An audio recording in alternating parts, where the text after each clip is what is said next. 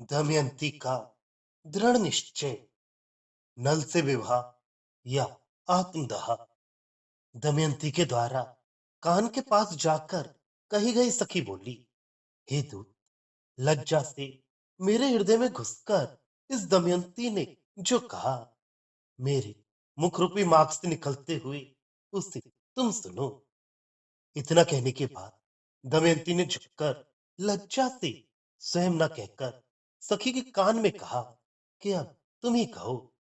फिर वह सखी दूध से बोली, चित्रादि में नल का रूप जैसा दमयंती ने देखा था तथा नल ने भी अपने वंश एवं नाम का परिचय देते हुए कहा था, उससे ये नल ही है, ऐसा दमयंती को प्रायः विश्वास हो गया था।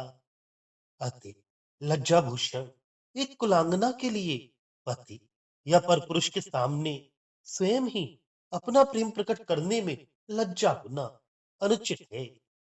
अतः दमयंती ने झुककर सखी के कान में अपने नल विषयक प्रेम की बात कहने के लिए कहा, तो उसकी सखी दमयंती की ओर से बोलने लगी, लोक में भी लज्जाशील कोई व्यक्ति अपनी बात स्वयं न कहकर अपना मनोभाव जानने वाले प्रिय मित्र आदि के द्वारा कहलाता है।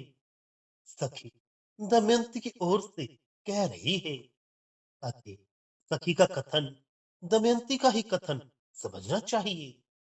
चिरकाल से चित्त में निषद राज नल को स्थापित की हुई मैं ऐसा इंद्रादि दिक्पालों का वर्ण करूं या नहीं, विचार भी करने में डरती हूं। फिर वर्ण करना तो दूर की बात है, क्योंकि मृणाल के तंतु के समान शीघ्र टूटने वाली पतिव्रता मर्यादा लेश मात्र भी चंचलता करने से अवश्य ही टूट जाती है। बहुत दिनों से मैंने नल को अपने चित्त में स्थापित किया है।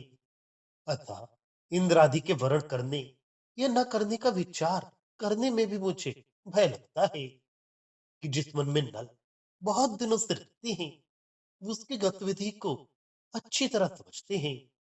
और यदि उस मन ने दूसरे को वर्ण करने या नहीं करने का विचार भी किया, तो निश्चय एक विशाल देश का राजा होने से उसको मुझे बहुत कठोर दंड देंगे। मन के द्वारा ही किसी बात का विचार करना संभव होने से वह बहुत काल से स्थित एक राजा के लिए उसकी स्थिति जानना अत्यंत सरल बात है। और यह भी कारण है कि सती स्त्री के मन में भी पर पुरुष को वर्ण करने या न करने का विचार आने से उसके सतीत्व की मर्यादा टूट जाती है। अतः मैं इंद्र आदि दिक्पालों के संदेश पर मन से विचार भी करना नहीं चाहती। कार्य से उन्हें स्वीकार करना तो दूर की बात है, साक्षात कार्य रूप में स्वीकृत किए हुए का त्याग करना सर्वथा असंभव ही है। मैंने निषेध नल को बहुत समय से मन से वर्ण कर लिया है। अतः इंद्रादि को वर्ण करने का विचार भी नहीं करूंगी। अथवा मेरी चित्तवृत्ति स्वप्नावस्था की आज्ञा से स्वप्नावस्था में भी नल को छोड़कर यदि दूसरे का स्पर्श करे, मन से स्वप्न में भी यदि मैं नल के अतिरिक्त किसी की इच्छा करूं, तो इस विषय में सबकी साक्षिणी अर्थात सबके मनोभाव को जानने वाली अपनी बुद्धि से ही विभुत अर्थात इंद्रादि देव विशिष्ट पंडित वे क्यों नहीं पूछते हैं। सती दमयंती स्वप्न में भी नल के अतिरिक्त किसी दूसरे पुरुष का विचार करेगी क्या? इस बात को सब कुछ जानने वाली अपनी बुद्धि से ही विशिष्ट ज्ञानी इंद्रादि देव क्यों नहीं समझ लेते? अर्थात स्वयं बुद्धिमान रहते हुए भी इंद्र आदि ने जो संदेश आपके द्वारा मेरे लिए भेजा है, वह अबुद्धि पूर्वक ही भेजा है। अबुद्धि पूर्वक किया गया कार्य कदापि सफल नहीं होता है। इंद्र आदि के अबुद्धि पूर्वक किए गए प्रस्ताव को मैं कदापि स्वीकार नहीं करूंगी। ये इंद्रादि थे मुझे पर स्त्री दूसरे की अर्थात नल की स्त्री नहीं समझने के लिए ही अस्वप्न अर्थात नहीं सोने वाले देवों को नहीं नींद आना पुराण आदि में प्रसिद्ध है। उन्होंने अपने को सुला लिया क्या? क्योंकि यदि ऐसा नहीं होता तो कुमार्ग रूपी समुद्र के कर्णधार समुद्र में यात्रा करने वालों को सुरक्षित पार करने वाले नाविक के समान कुमार्ग में प्रवृत्त मनुष्य को रोककर सतमार्ग में प्रवृत्त करने वाले वे इंद्रादि दिक्पाल हृदय से वैसी पर स्त्री जानकर भी अथवा पर स्त्री जानकर भी हृदय से कैसे स्पर्श करते? अर्थात कुमार्ग से बचाने वाले वे देव हृदय से मुझे परस्त्री जानकर भी स्पर्श से दूषित करना चाहते हैं। अतः मालूम पड़ता है कि सर्वदा जागरूक रहने वाले वे इंद्रादि देव ये दमयंती दूसरे की स्त्री है, इस बात को नहीं जानने के लिए मानो सो गई थी। सोए हुए पुरुष द्वारा किया गया कार्य अबुद्धिपूर्वक होता है, उस पर कोई बुद्धिमान व्यक्ति विचार भी करना नहीं चाहता। अतः अबुद्धिपूर्वक किए गए इंद्रादि के कार्य पर विचार करना मूर्खता है। मनुष्य से उत्पन्न मेरे जैसे सामान्य व्यक्ति में जो इंद्रादि दिक्पालों का मन अनुरक्त है, ये केवल मुझ पर उन लोगों का अनुग्रह है। और यदि वह अनुग्रह उन देवों को मुझ पर करना है तो प्रसन्न होकर वे उसी नल को मेरे लिए भिक्षा देने के लिए हो। अर्थात तुच्छ मानुषी मुझ पर देवों के मन का अनुरक्त होना कृपा करना मात्र है। अतः वे इंद्रादि देव उस नल को ही पति रूप में भिक्षा देकर कृपा को चरितार्थ करें।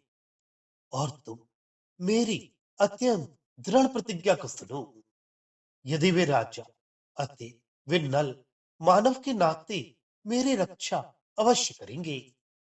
इस हाथ को पीड़ित नहीं किए अर्थात मेरे साथ विवाह नहीं किए तो मैं अपनी आयु के अपने शत्रु मात्र को अग्नि उद्वंधन अर्थात ढाल आदि ऊंचे स्थानों में बांधना या पानी से निवृत्त कर लूंगी।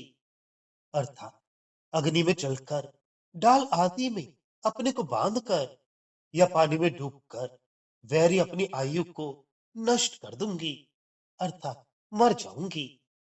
यदि मेरे दुर्भाग्यवश या इंद्रादि के अनुरोध और बल प्रयोग के कारण यदि नल मुझसे विवाह नहीं करेंगे तो मैं अग्निदाह के द्वारा आत्महत्या कर लूंगी, किंतु दूसरे किसी का वरण नहीं करूंगी। ये मेरी दृढ़ प्रतिज्ञा सुन लो। और इतना सुनने पर भी आप कुछ पुनः कहेंगे तो वह अनुचित ही नहीं अपितु असफल भी होगा। आपत्ति में निषिद्ध कार्य भी करना चाहिए। जब जिस आपत्ति में या जिस स्थान या समय में श्रेष्ठ कार्य सर्वथा नहीं बचा सकता हो, अधिक जल से राजमार्ग सड़क और प्रशस्त रास्ते के पंख युक्त होने पर विद्वान विवेकशील व्यक्ति भी कहीं पर मार्ग को छोड़कर चलते हैं। आत्महत्या करना शास्त्र विरुद्ध होने पर भी आपत्ति से छुटकारा न हो सकने की अवस्था में आत्महत्या करना भी शास्त्र विरुद्ध नहीं होता है। अतः नल की प्राप्ति न होने पर काम संताप नहीं सह सकने के कारण मुझे आत्महत्या कर लेना ही आपत्ति से छुटकारा पाने का एकमात्र सरल उपाय है। अर्थात नल के अतिरिक्त दूसरे किसी का वरण करना नहीं। स्त्री में विद्वान उन इंद्रादि देवों के विषय में सम्यक प्रकार से उत्तर देने के लिए कदापि समर्थ नहीं हूं। इस कारण मेरे भाषण सूत्र समुदाय में आप प्रबंधकार विषय व्याख्या करने वाले बने, प्रतिबंधक बाधक न बने। अर्थात मैं स्त्री जाति स्वल्प बुद्धि वाली हूं और ये इंद्रादि दिक्पाल पुरुष जाति एवं बुद्धिमान है। अतः उनके प्रति मैं विस्तार पूर्वक उत्तर नहीं दे सकती। इस कारण आप संक्षेप में कहे गए मेरे उत्तर को उनके सामने संक्षिप्त अक्षर सूत्रों की विस्तृत भाष्य तथा वर्तिका आदि व्याख्यान के समान स्पष्ट रूप से कह दें, किंतु मेरे उत्तर का प्रतिकूल अर्थ कहकर बाधक न बने।